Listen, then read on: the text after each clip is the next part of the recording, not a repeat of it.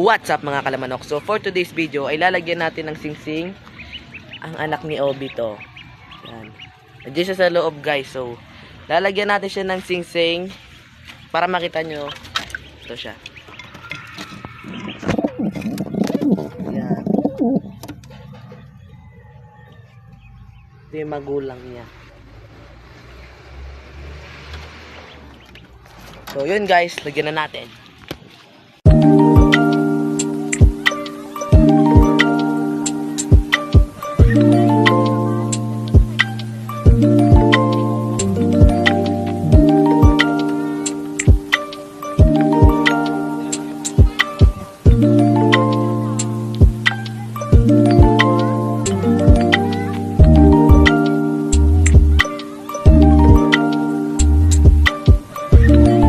So, ayun na nga guys, nalagyan na natin siya ng singsing. So, ibabalik na natin siya. Yan na, singsing niya. So, balik na natin.